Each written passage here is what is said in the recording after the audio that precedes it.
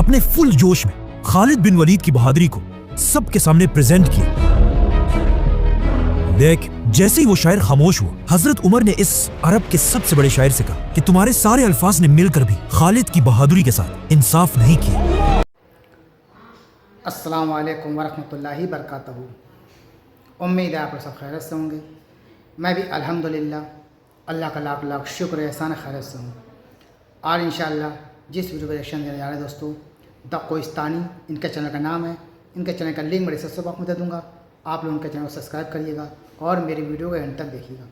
دوستوں یہ سیریز ہم جو چلا رہے ہیں خالد بن ولید، دوستوں ہم سب جانتے ہیں، ہمارے علماء بتاتے رہتے ہیں تمام بیانوں میں خالد بن ولید بہادر کے بارے میں۔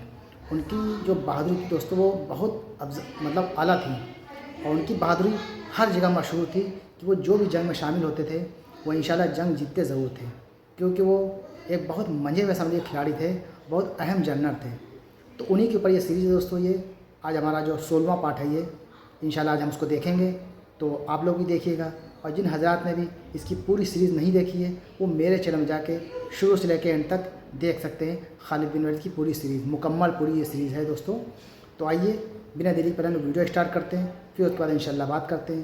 ویڈیو اچھی لگا کریں تو اس کو لائک کیا کریے اور شیئر کیا کریے۔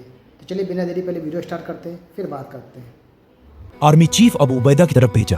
یہ بہت ہی ایک خطرناک لیٹر تھا جس میں حضرت عمر نے 3 آرڈرز دیے تھے۔ نمبر 1، جنرل خالد بن ولید کو امیسا کے سارے مسلمانوں کے سامنے پیش کیا جائے، اور پھر سب کے سامنے ان سے یہ پوچھا جائے کہ انہوں نے اس شاعر کو یہ 10,000 درہم اپنی جیب سے دیے ہیں یا مسلمانوں کی بیت المال سے۔ اگر اپنی جیب سے دیے ہیں تو یہ بالکل فضول خرچی ہے، اور اگر بیت المال سے دیے ہیں تو یہ اس ایمپائر کے ساتھ خیانت ہے۔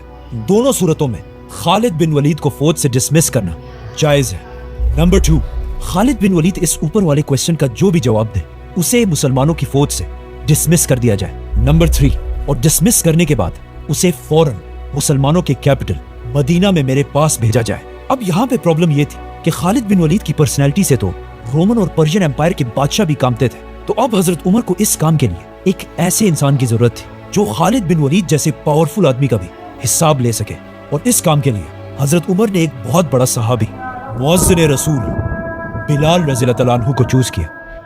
بلال رضی اللہ تعالیٰ عنہ کوئی عام صحابی نہیں تھے، انہوں نے اسلام بہت ہی سخت ٹائم میں قبول کیا تھا جب وہ ایک غلام تھے اور ان کے مالک ان پر بہت سخت ظلم کیا کرتے تھے، لیکن پھر بھی وہ اسلام سے پیچھے نہیں ہٹے۔ تو اسی لیے حضرت عمر نے خالد بن ولید جیسے بڑے جنرل کو کنفرنٹ کرنے کے لیے بلال رضی اللہ تعالیٰ عنہ کو بھیجا۔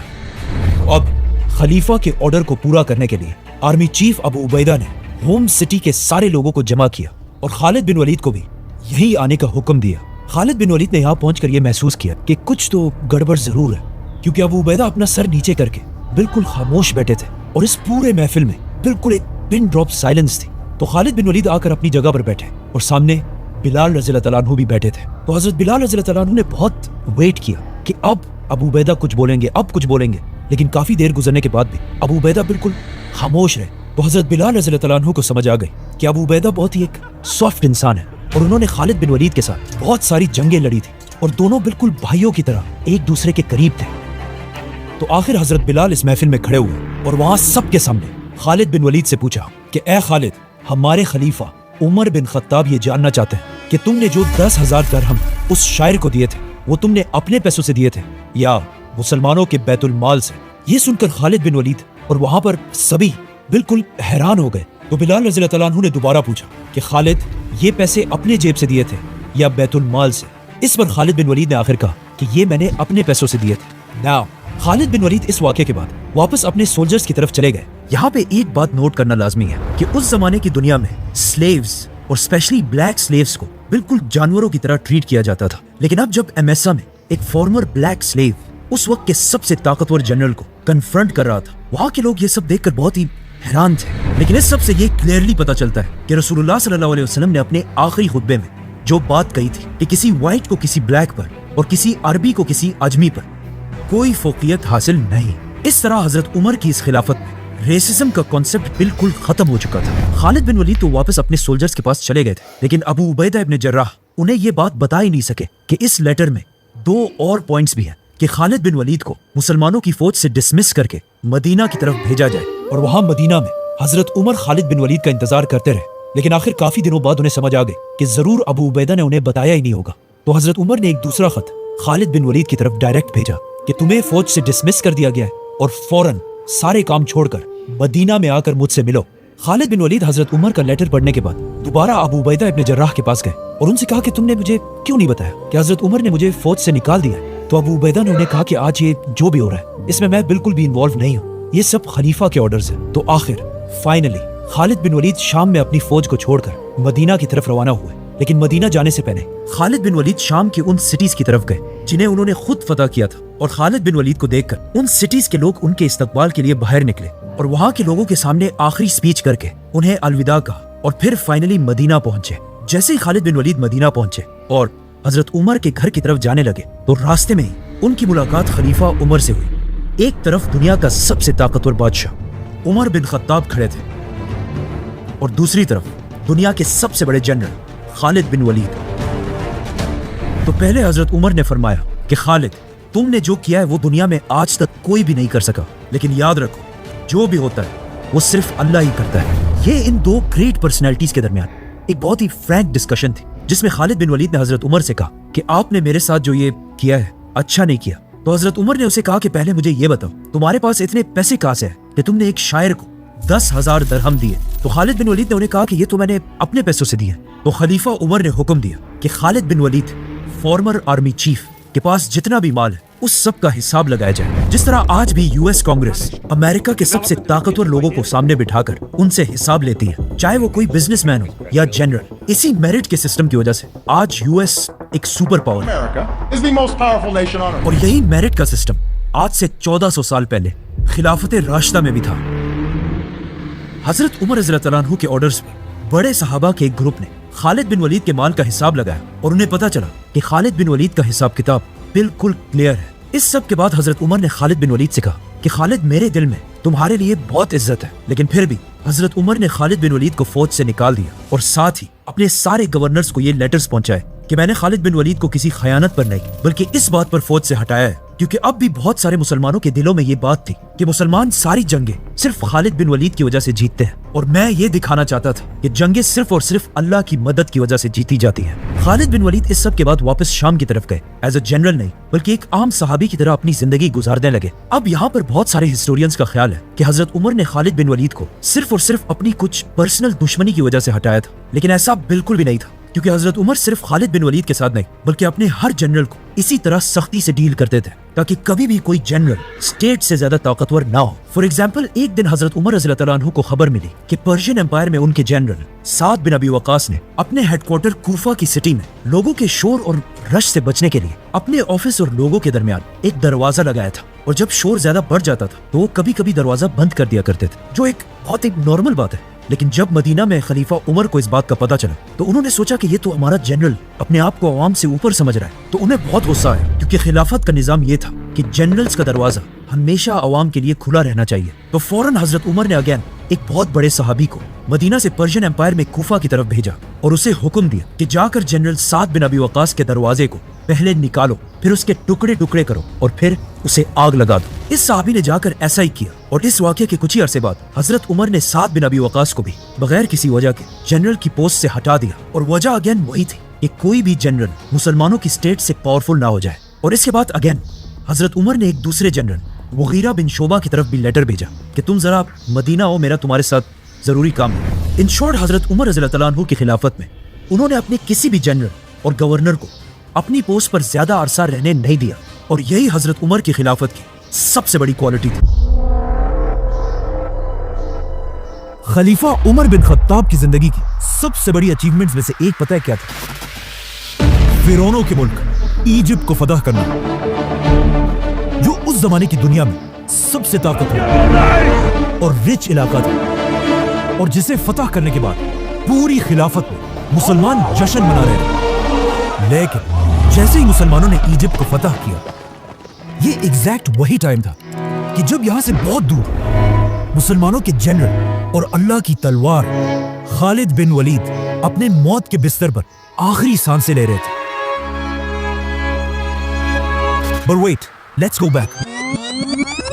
इस सबसे 4 साल पहले खलीफा उमर ने खालिद बिन वलीद को मुसलमानों की फौज से निकालकर उन्हें खिलाफत की हर पोस्ट से दूर रहने का हुक्म दिया था, जिसके बाद खालिद बिन वलीद आराम से सब कुछ छोड़कर अपने घर चले गए। लेकिन इस टाइम को भी उन्होंने वेस्ट नहीं किया, क्योंकि उन्हें पता था कि उनकी सारी जिंदगी इस्लाम के लिए जंगों में गुजरी है। तो अब पहली बार उन्हें टाइम मिला कि वो तलवार को छोड़कर कुरान को स्टडी करें। लेकिन अपनी ये जिंदगी में खालिद बिन वलीद सुकून से नहीं गुजार सके, क्योंकि फौज से निकलने के कुछ ही अरसे बाद एक बहुत बड़ी बीमारी ताउन की वजह से खालिद बिन वलीद के ऑलमोस्ट सारे बेटे उनकी आंखों के सामने फौत होने लगे। मतलब खालिद बिन वलीद को जिंदगी के आखिरी हिस्से में अपने सारे जवान बेटों के मरने का गम देखना पड़ा, और उनके सिर्फ 3 ही बेटे जिंदा रहे, जिनमें से एक बाद में खलीफा अली रज़ियल्लाहु अन्हु की फौज में जंगे सिफ़ीन के दौरान शहीद हो गए। खालिद बिन वलीद की वफात से पहले लोग दूर दूर से आकर उनसे आखिरी बार मिलने लगे, जिनमें से एक बहुत ही क्लोज फ्रेंड जब खालिद बिन वलीद से आकर मिले तो खालिद बिन वलीद ने उसे अपने जिस्म पर लगे जख्म दिखाए और उससे पूछा कि क्या तुम्हें मेरे जिस्म पर ऐसी कोई भी जगह नजर आ रही है जिस पर तलवार या नेज़े का कोई जख्म ना हो। उस शख्स ने हैरान होकर कहा कि वाकई आपका जिस्म तो पूरा का पूरा जख्मों से भरा हुआ है। जिस पर खालिद बिन वलीद ने अपने इस दोस्त से कहा कि क्या इन जख्मों को देखकर तुम्हें समझ नहीं आ रही कि मैंने हर जंग में शहीद होने की बहुत कोशिश की है, कि मैं तो अकेले अपने घोड़े के साथ हजारों की फौज के अंदर घुस जाता था, लेकिन फिर भी मुझे कोई ना मार सका, और आज मैं यहाँ एक बीमार ऊंट की तरह अपने बिस्तर पर शर्म के साथ मर रहा हूँ। जिस पर उनके दोस्त ने कहा कि क्या मतलब, आपको पता नहीं है जब रसूलुल्लाह सल्लल्लाहु अलैहि वसल्लम ने आपको सैफुल्लाह, अल्लाह की तलवार का टाइटल दिया था, उसी वक्त ये बात क्लियर हो चुकी थी कि आपको अल्लाह की तलवार खालिद बिन वलीद को कोई भी किसी भी जंग में तोड़ नहीं सकता। ये सुनकर खालिद बिन वलीद के दिल को आखिर थोड़ा सुकून मिला और वो आराम से अपने बिस्तर पर लेट गए। और इसके कुछ ही अरसे बाद इस्लाम की तारीख के सबसे बड़े जनरल, रोमन और पर्शियन एम्पायर की ताकत को तोड़ने वाले, दमिश्क और जेरूसलम को फतह करने वाले, और यमामा और यरमूक जैसे अजीम जंगे जीतने वाले अल्लाह की तलवार खालिद बिन वलीद अपने छोटे से घर में सिर्फ एक घोड़ा और कुछ तलवारें छोड़कर इस दुनिया से चले गए। May peace be upon him. Khalid bin Walid Syria की सिटी होम्स में फौत हुए थे, जहां पर आज तक उनकी खबर है।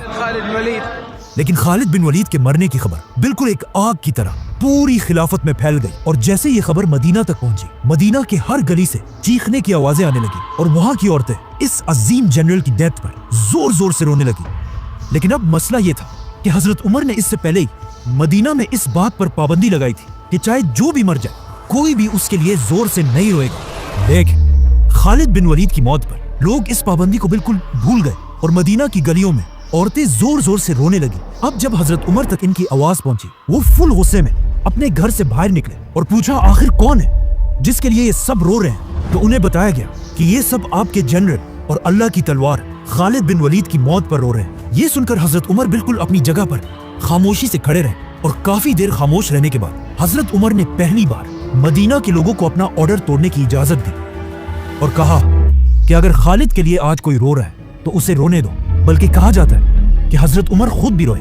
अब हजरत उमर को इस बात का पता नहीं था कि खालिद बिन वलीद ने अपनी वफात से पहले अपना सब कुछ हजरत उमर के हवाले करने का हुक्म दिया था कि उनके बाद हजरत उमर ही उन्हें इंसाफ के साथ डिवाइड करे। लेकिन जब खालिद बिन वलीद की वफात के बाद उनकी जायदाद का हिसाब लगाया गया तो ये देखकर सब हैरान रह गए कि इस्लाम के सबसे बड़े जनरल खालिद बिन वलीद के पास सिर्फ तलवार है, एक घोड़ा और कुछ ही चीजें थी। मतलब खालिद बिन वलीद इतने बड़े जनरल के पास बेसिकली कुछ भी नहीं था, जिसके मुकाबले में अगर आज के मुसलमान जनरल्स को देखा जाए, खालिद बिन वलीद की वफात के बाद हजरत उमर सिर्फ 2 साल ही जिंदा रहे। लेकिन इन 2 सालों में हजरत उमर कभी भी खालिद बिन वलीद को भूल ना सके और बार बार मुसलमानों की गैदरिंग्स में खालिद बिन वलीद को याद करते रहे। यहाँ तक कि एक दिन हजरत उमर के पास अरब का सबसे बड़ा शायर आया ताकि उनके सामने अपनी शायरी पेश करे। तो हजरत उमर ने बाकी सारी चीजें छोड़कर उस शायर से सिर्फ एक ही डिमांड की कि मुझे मेरे जनरल खालिद बिन वलीद की बहादुरी पर शेर पढ़कर सुनाओ। जिसके बाद इस शायर ने अपने फुल जोश में खालिद बिन वलीद की बहादुरी को सबके सामने प्रेजेंट किया। देख, जैसे ही वो शायर खामोश हुआ, हजरत उमर ने इस अरब के सबसे बड़े शायर से कहा कि तुम्हारे सारे अल्फाज ने मिलकर भी खालिद की बहादुरी के साथ इंसाफ नहीं किया। तो दोस्तों, ये था हमारा एक्शन जो आपने देखा खालिद बिन वलीद की जो सीरीज़ का 16واں پارٹ ہم نے آج الحمدللہ کمپلیٹ کر لیا ہے. اب انشاءاللہ میں چاہتا ہوں اس کے آگے کا پارٹ میں ہم آپ سے ملاقات کریں گے دوستوں. اور میں پھر سے کہوں گا، اپنی یہ بات کو ریپیٹ کروں گا کہ جن حضرات نے بھی اس کے پورے پارٹ نہیں دیکھے ہیں وہ میرے چینل میں جا کے شروع سے لے کے اینڈ تک ضرور دیکھیں، کیونکہ یہ سیریز بڑی بہترین بہت پیاری سیریز ہے یہ خالد بن ولید کے اوپر. تو دوستوں اپنی ویڈیو کو یہ ختم کرتے ہیں، اور ویڈیو اچھی لگا کریں تو اس کو شیئر کیا کریے اور لائک کیا کریے. اپنی قیمتی رائے کمنٹ باکس میں ضرور بتایا کریے کہ آپ کو یہ سیریز کیسی لگی ہے. تو انشاءاللہ میں چاہتا ہوں ملاقات کریں گے آپ سے نیکسٹ ویڈیو میں. تب تک کے لیے السلام علیکم ورحمۃ اللہ وبرکاتہ.